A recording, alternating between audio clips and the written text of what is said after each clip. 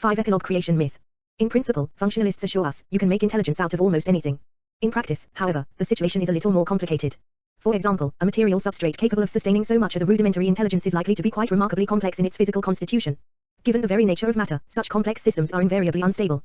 They come apart in what seems, when viewed under the aspect of eternity, to be a ridiculously short time.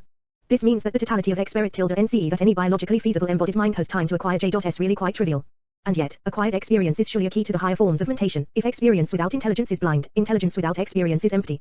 Bernard Shaw suggested that the best way to get a lot smarter would be to live a lot longer. He thought that one might do this simply by deciding to. But as a matter of fact, more precisely, as a fact of matter, one hasn't got the option. Embodiment implies mortality, and mortality constrains the amount of information that a mind can come to have. How, then, is embodied intelligence possible? We might call this the Leahy problem. The birds of the air and the beasts of the field never solved it. Considered as experiments in AI, they are one dead end. The trouble with these lower forms of creation is that cognitive achievements of their species don't accumulate. Because learned adaptations are not communicated, each individual is forced to recapitulate the intellectual history of its kind. Correspondingly, what is required for the higher manifestations of intelligence is the capacity to pool experience. Shakespeare wouldn't he have gotten around to writing Hamlet if he had first to rediscover fire and reinvent the wheel? What's wanted is that each generation should somehow inherit the accumulated wisdom of its predecessors. Ideally, each individual should be the beneficiary of the learned adaptation of all of its conspecifics, cohorts, and predecessors alike.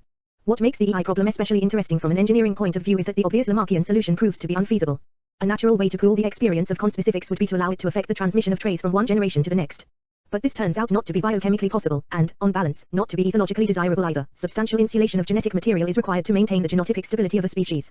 So if, in short, the engineering problem is to design a kind of embodied intelligence that will, in the fullness of time, write Hamlet, then the practical bottleneck is to devise a non-Lamarckian mechanism for the transmission of acquired traits, one that is capable of preserving and communicating cognitive achievements. To put the matter in a nutshell, Homo sapiens implements the best solution to this problem that has thus far been proposed.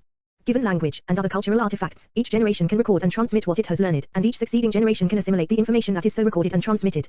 It turns out that this process can rapidly and cumulatively modify the characteristic behavioral phenotype of a species without resort to Lamarckian modifications of its genotype.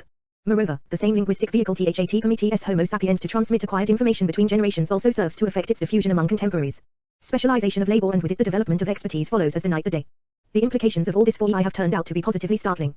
Early skepticism to the contrary notwithstanding, some biologically embodied intelligences are now able to play very decent games of chess. Quite a few of them can beat computers. And, against all odds, a biologically embodied intelligence actually has written Hamlet. Philosophers at Berkeley deny, however, that these initial successes will be sustained. They point out, for example, that no biologically embodied intelligence has yet succeeded in writing Matilda, a play that is said to be much better than Hamlet. Why, they ask, should we believe that a biologically embodied intelligence ever will? I stand neutral on such questions. Further research is required, speculation is premature.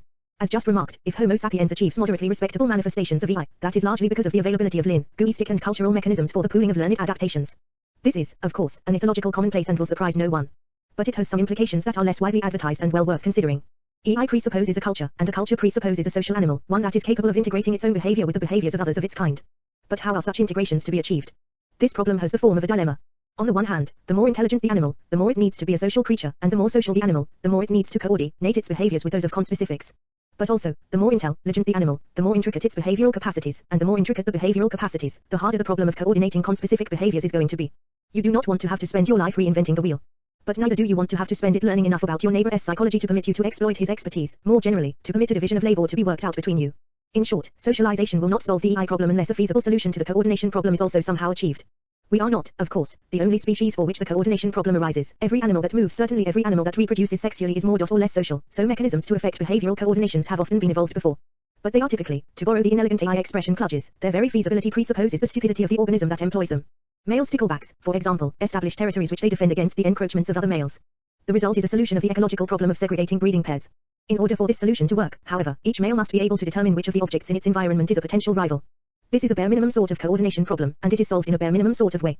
Sexually active males, but not females, develop characteristic red markings, and, reciprocally, a red marking in the perceptual environment of a sexually active male prompts a display of its territorial behavior. Since this coupling of a fixed releasing stimulus with a correspondingly fixed released response is innate, male sticklebacks don't have to waste time learning how to detect rivals or what to do about the rivals that they detect. They can instead proceed directly to the important business of generating more sticklebacks. The point to notice, however, is that this solution works only because the ecology of sticklebacks is so impoverished. Male sticklebacks don't get around much, they breed and have their being in a world in which de facto the only things that display red patches are rival sticklebacks. The stupidity of the whole arrangement is immediately manifest when an experimenter introduces an arbitrary red object into the scene. It turns out that practically anything red elicits the territorial display. A breeding stickleback male will take Santa Claus for a rival. Clutches work as solutions to coordination problems, but only when the behavioral repertoires to be coordinated are exiguous and stereotyped, and only when the environments in which the behaviors are exhibited are relatively static. Whereas, if social coordination is to lead to higher forms of embodied intelligence, it must be achieved across very rich behavioral repertoires, and across environments that keep changing as a consequence of the behavior of the very organisms that inhabit them. Moreover, the conditions for accurate coordination must be achieved rapidly compared to the length of an individual life. There is, as previously suggested, no use designing a social organism with a long prematurity if most of its apprentice years have to be spent learning the common sense psychology of its species. Here is what I would have done if I had been faced with this problem in designing Homo sapiens.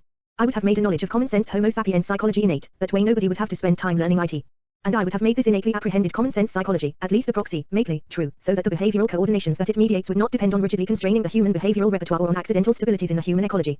Perhaps not very much would have to be innate and true to do the job. Given the rudiments of common sense intentional realism as a head start, you could maybe bootstrap the rest. The empirical evidence that God did it the way I would have isn't, in fact, unimpressive, though, for the present speculative purposes, I don't propose to harp on it. Suffice it that, 1. Acceptance of some form of intentional explanation appears to be a cultural universal. There is, so far as I know, no human group that doesn't explain behavior by imputing beliefs and desires to the behavior. And if an anthropologist claimed to have found such a group, I wouldn't believe him. 2. At least in our culture, much of the apparatus of mentalistic explanation is apparently operative quite early. Developmental psychologists now admit that at least rudimentary awareness of the existence of the mental world is present in toddlers and preschoolers, viz., by age 2.5, Wellman, CTM, 176, and the trend, in these increasingly nativistic times is clearly toward revising downwards the estimated age of the child's earliest displays of this sort of cognitive sophistication. The recent history of developmental psychologists' second thoughts on this matter is quite strikingly similar to what's been happening in developmental psycholinguistics. As our experimental techniques get better, infants seem to get smarter. The more we learn about how to ask the questions, the more of the answers infants seem to know. 3. I take the lack of a rival hypothesis to be a kind of empirical evidence, and there are, thus far, precisely no suggestions about how a child might acquire the apparatus of intentional explanation from experience. Less by introspection. Wellman, CTM, remarks that language acquisition must be an enormous source of information. There are mental verbs to be learned such as remember /believe /know /expect / and guess. How, precisely / a child who had no idea of what remembering is would go about learning that remember is the verb that means remember. We are not, however, informed. The advantage of making a theory innate is that what is innate does not have to be acquired. The advantage of making an innate theory true is that, quite generally / true theories license more reliable predictions than false theories do. God gave the male stickleback the idea that whatever is red is a rival. Because this idea is false, the stickleback's innate psychological theory mediates only stereotyped behavioral coordinations, and those only while adventitious ecological regularities obtain. God gave us such, rather more complicated, ideas as that if X wants that P / and X believes that not P unless Q / and X believes that X can bring it about that Q / then ceteris paribus X tries to bring it about that Q. Because this idea is true, our innate psychological theory mediates vastly more flexible behavioral coordinations than the stickleback's, and will continue to do so as long as human nature doesn't change. That is one reason why we wrote Hamlet and the stickleback didn't. Homo sapiens is, no doubt, uniquely the talking animal. But it is also, I suspect, uniquely the species that is born knowing its own mind.